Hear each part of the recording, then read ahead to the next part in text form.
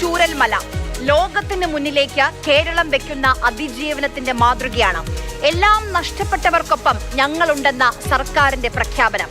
ഉറ്റവരെ ഉരുളെടുത്ത മനുഷ്യരെ ചേർത്ത് പിടിച്ച ഭരണകൂടം. വയനാടിനു വേണ്ടി സർക്കാർ എന്ത് ചെയ്തുവെന്ന് ചോദിച്ചവർക്ക് ഇന്നൊരു മറുപടി വന്നു. അങ്ങ് വയനാട് നിന്ന് തന്നെ. കൂടെ നിന്നവർക്കൊപ്പം ഇനി അങ്ങോട്ട് നിൽക്കാൻ കുറച്ചധികം മനുഷ്യർ തീരുമാനിച്ചു.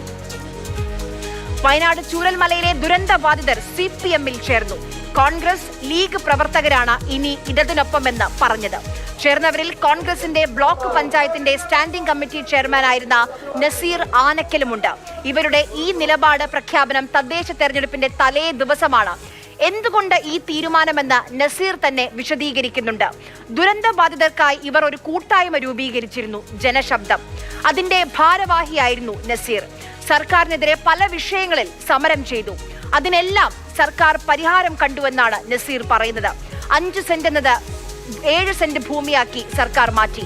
പട്ടികയിൽ പേരില്ലാത്ത കുറേ മനുഷ്യരുണ്ടായിരുന്നു, അവരെ എല്ലാം ചേർത്തു. ഞങ്ങളെ കേൾക്കുന്ന, ഞങ്ങളെ കാണുന്നവർക്കൊപ്പം നിൽക്കാൻ എല്ലാം നഷ്ടപ്പെട്ട ആ മനുഷ്യർ അങ്ങ് തീരുമാനിച്ചു.